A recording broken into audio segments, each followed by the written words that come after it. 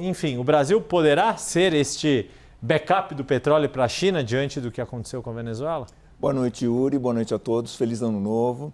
Não, o Brasil não consegue suprir a China com o tipo de petróleo que ela costuma importar da Venezuela. O petróleo que a gente produz aqui, especialmente no pré-sal, ele é um petróleo mais fino, ele é um petróleo mais nobre, né? Que se presta mais a derivados como gasolina, como mesmo óleo diesel, enquanto que o petróleo da Venezuela é um petróleo mais denso.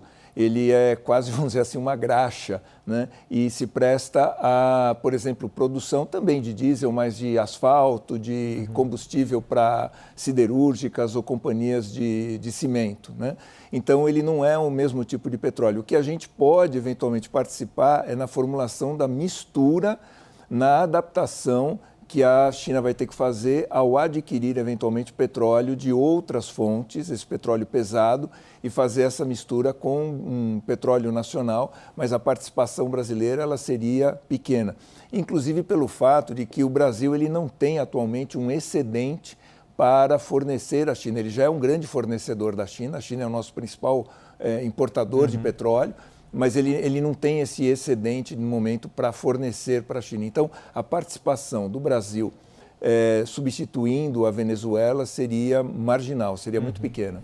E com a participação de empresas petrolíferas americanas, em quanto tempo essa produção bem mais significativa, né, como o Naka estava lembrando, hoje a Venezuela não produz nem 1 milhão de barris por dia, mas já chegou a produzir 3 milhões de barris.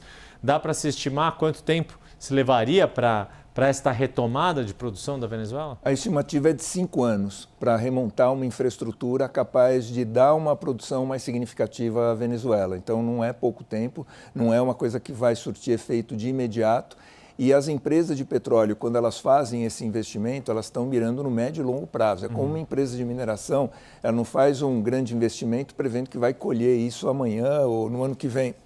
Na verdade, ela tem um longo prazo para fazer esse investimento e aí começar a amortizar esse investimento, que, como o próprio Naka mostrou, é bastante significativo, ou seja, 20 bilhões para que aumente em 500 milhões de barris, né?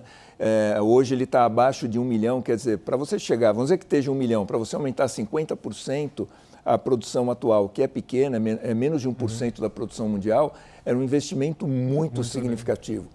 Então, fica a dúvida em quanto tempo as empresas estariam dispostas a investir esse dinheiro. Mas, de qualquer forma, se elas começassem a trabalhar hoje, elas conseguiriam uma produção significativa dentro de 5 anos. Pois é, e claro que nessa equação toda ainda tem todo o componente político do quanto o regime vai se manter com Delcy Rodrigues ou com qualquer outra configuração sem Nicolás Maduro. Exatamente, porque eles precisam, né, até em função do tempo e do montante exigido, você precisa ter segurança política e jurídica, né? O regime vai mudar daqui 1 ano, daqui 2, daqui 3. Então, veja, é um contexto complicado, politicamente complicado, para garantir efetivamente que as empresas americanas cheguem até a Venezuela. É claro que elas não vão negar isso ao Trump de imediato, mas elas podem modular esse investimento na medida em que elas vão sentindo o ambiente político e jurídico, se ele é favorável ou não.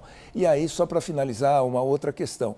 Se essa produção, né, aumenta significativamente, a cotação internacional do petróleo tende a baixar.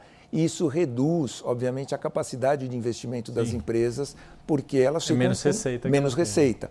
Então, também tem esse jogo que vai ser pesado, né? Falar assim, olha, eu vou investir, por exemplo, 20 bilhões, é claro que isso vai ser rateado entre várias companhias, mas será que eu não vou abaixar muito a cotação a ponto de tornar esse investimento algo muito oneroso para a própria empresa? Exato, a conta pode não fechar. Exatamente. Pedro Cortes, muito obrigado, meu caro. Voltamos a falar ainda ao longo das próximas 2 semanas aqui, em que estarei cuidando da lojinha de Márcio Gomes, descansando para vir com toda a energia neste ano de 2026.